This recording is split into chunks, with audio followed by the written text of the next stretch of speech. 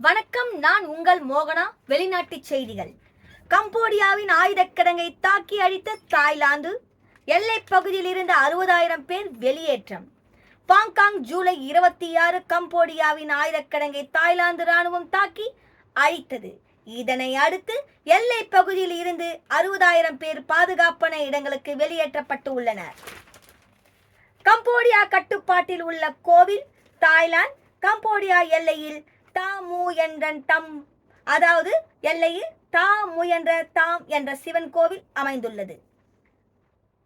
16ஆம் நூற்றாண்டை சேர்ந்த இந்த கோவில் தற்போது கம்போடியா கட்டுப்பாட்டில் உள்ளது.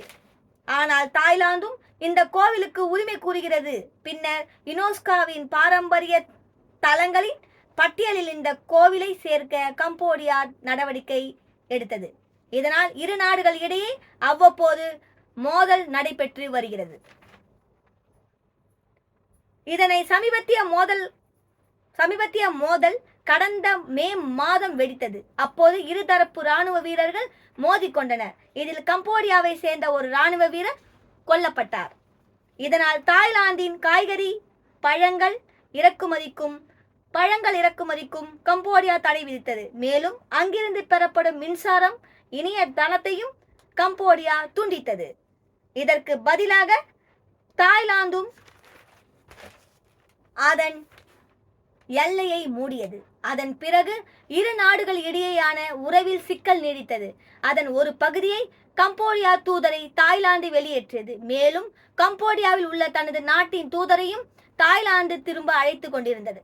இதனை அடுத்து தாய்லாந்தின் சுரின் கம்போடியாவின் உடார் மீஞ்சே ஆகிய மாகாண எல்லையில் தாக்குதல் தீவிரம் அடைந்தது. அப்போது இரு நாட்டு ராணுவ வீரர்களும் ராக்கெட் வெடிகுண்டு பீரங்கி தாக்குதல் நடத்தினர். இந்த மோதலில் இதுவரை ஒரு ராணுவ வீரர் உள்பட 15 பேர் பலியாகி உள்ளனர். இதன் தொடர்ச்சியாக கம்போடியாவின் ஆயுத கிடங்கை தாய்லாந்து ராணுவம் தாக்கி அழித்தது. இதனால் இரு நாடுகளின் எல்லையில் பதற்றம் மேலும் தீவிரம் அடைந்தது. எனவே எல்லை பகுதியில் உள்ள மக்கள் பாதுகாப்பான இடங்களுக்கு வெளியேறுமாறு அரசாங்கம் அறிவுறுத்தி உள்ளது. எனவே தாய்லாந்து எல்லையில் வசிக்கும் சுமார் 60,000 பேர் அங்கிருந்து வெளியேற்றினர். அதேபோல் கம்போடியாவும் தனது எல்லையில் வசிக்கும் மக்களை வெளியேற்றி வருகிறது. இதனால் எப்போது வேண்டுமானாலும் போர் மூளும் அபாயம் ஏற்பட்டு உள்ளது.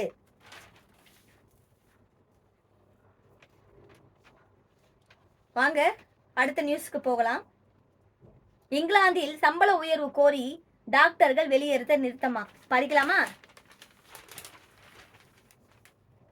லண்டன் ஜூலை 26 இங்கிலாந்தில் அரசு நிதியுதவி பெறும் டாக்டர்கள் சம்பள உயர்வு உள்ளிட்ட பல்வேறு கோரிக்கைகளை வலியுறுத்தி வருகின்றனர்.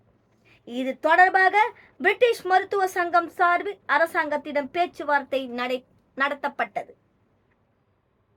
இதில் எவ்வித உடன்பாடும் எட்டப்படவில்லை. எனவே சம்பளத்தை உயர்த்த கோரி ஆயிரக்கணக்கான டாக்டர்கள் வேலை நிறுத்த போராட்டத்தில் குதித்தனர். அப்போது பதாகைகளை ஏற்றி தனது கோரிக்கைகளை அவர்கள் வலியுறுத்தினர். கடந்த 5 நாட்களாக இந்த போராட்டம் நடைபெற்று வருகிறது. இதனால் நோயாளிகள் உரிய சிகிச்சை பெற முடியாமல் அவதி அடைந்து வருகின்றனர். அதே சமயம் அவசர சிகிச்சை பிரிவுகள் தொடர்ந்து இயங்கும் என பிரிட்டிஷ் மருத்துவர் சங்கம் தெரிவித்துள்ளது. சாமோவா நாட்டில் நிலநடுக்கம், சக்தி வாய்ந்த நிலநடுக்கம். அப்பியா ஜூலை 26 தென் பசிபிக் பெருங்கடலில் அமைந்துள்ள குட்டி தீவு நாடு சமோவா. அங்கு 6.6 ரிக்டர் அளவிலான சக்தி வாய்ந்த நிலநடுக்கம் நேற்று ஏற்பட்டது. இது சுமார் 300 கிலோமீட்டர் ஆழத்தில் மையம் கொண்டு உருவானது. இதில் நிலநடுக்கத்தால் அங்குள்ள பல கட்டிடங்கள் குலுங்கின. இதனால் அதிர்வினை உணர்ந்த மக்கள் பயந்து வீதியில் தஞ்சம் புகுந்தனர். நிலநடுக்கத்தால் ஏற்பட்ட சேதங்கள் குறித்து எதுவும் குறிப்பிடப்படவில்லை.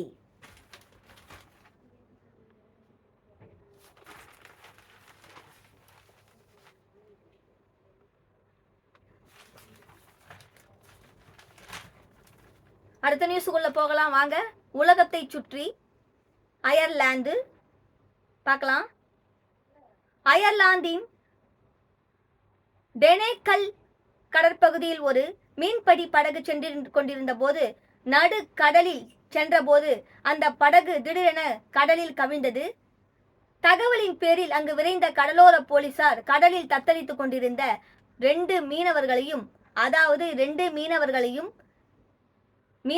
பத்திரமாக மீட்டனர். அதில் 2 மீனவர்களையும் பத்திரமாக மீட்டனர். அப்பொழுது அங்கு விரைந்த கடலோர போலீசார் கடலில் குளித்துக் கொண்டிருந்த 3 மீனவர்களையும் பத்திரமாக மீட்டனர். மத்திய ஆப்பிரிக்க குடியரசு நாட்டின் கால்பந்து கூட்டமைப்பு முன்னாள் தலைவர் பெட் வைரஸ் ஸ்டோவார்ட் இவர் கடந்த 2013ஆம் ஆண்டு சிறுபான்மை மக்களை குறிவைத்து தாக்குதல் நடத்தியதாக குற்றச்சாட்டு எழுந்தது. எனவே போர்க்குற்றம் செய்ததாக பிரெஞ்சு போலீசார் 2018ஆம் ஆண்டு அவரை கைது செய்து சர்வதேச கோர்ட்டில் ஆஜர்படுத்தினார். இது தொடர்பான வழக்கு விசாரணை நிறைவடைந்த நிலையில் ஏடோவார்ட்டுக்கு 12 ஆண்டுகள் சிறை தண்டனை விதித்து சர்வதேச கோர்ட் தீர்ப்பளித்து உள்ளது. வாங்க அடுத்த நியூஸுக்கு போலாம். ஆஸ்திரேலியா, இங்கிலாந்து வெளியுறவு மந்திரி டேவிட் சுவாமி, ராணுவ மந்திரி ஜான் ஹமிலி ஆகியோர் அரசு முறை பயணமாக ஆஸ்திரேலியா சென்றுள்ளனர். அங்கு அந்த நாட்டின் வெளியுறவு மந்திரி பென்னி ஹோங் மற்றும் ராணுவ மந்திரி ரிச்சர்ட் மால்ஸ் ஆகியோரை சந்தித்து பேசினார். அப்போது அணுசக்தி நீர்மூழ்கி கப்பல்களை உருவாக்குவது தொடர்பான ஒப்பந்தத்தில் அவர்கள் கையெழுத்திட்டனர். வாங்க அடுத்த நியூஸுக்குள்ள போகலாம். சைபர்ஸ். தீவு நாடான சைபர்ஸில் ஏற்பட்ட காட்டு தீவு வேகமாக பரவி வருகிறது. இது அங்கிருந்து ஒரு கார் தீப்பிடித்து எரிந்தது. அப்போது காரில் இருந்த 2 பேரும் உடல் பருகி பலியானார். தொடர்ந்து பரவி வரும் இந்த காட்டு தீயை அணைக்கும் பணியில் சுமார் 250 வீரர்கள் ஈடுபட்டு வருகின்றனர். வாங்க அடுத்த நியூஸுக்கு போகலாம். பிலிப்பைன்ஸில் புயல், கனமழைக்கு 25 பேர் பலி. மணிலா ஜூலை 26 பிலிப்பைன்ஸில் வெப்பமண்டல புயலான விபா காரணமாக ஏற்கனவே மழை வெளுத்து வாங்கியது. தற்போது உருவான கோமோ புயல் பங்குசீனன் மாகாணம் அக்னே நகரில் கரையை கடந்தது. அப்போது மணிக்கு சுமார் 160 கிலோமீட்டர் வேகத்தில் பலத்த காற்று வீசியது. இதனை அடுத்து பெய்த கனமழையால் பல நகரங்கள் வெள்ளக்காடாக மாறின. மேலும் பலத்த காற்று வீசியதில் ஏராளமான மரங்கள் மற்றும் மின்கம்பங்கள் சரிந்து விழுந்தன. இதனால் மின்சாரம் துண்டிக்கப்பட்டு சுமார் 3 லட்சம் பேர் இருளில் சிக்கி தவித்தனர். மேலும் கனமழையை தொடர்ந்து பயங்கர நிலச்சரிவும் ஏற்பட்டது. இந்த நிலச்சரிவு மற்றும் வெள்ளப்பெருக்கில் சிக்கி ஏராளமானோர் மாயமாகி இருந்தனர். அவர்களை தேடும் பணி நடைபெற்று வந்த நிலையில் கனமழைக்கு இதுவரை 25 பேர் பலியாகி இருப்பது உறுதியானது.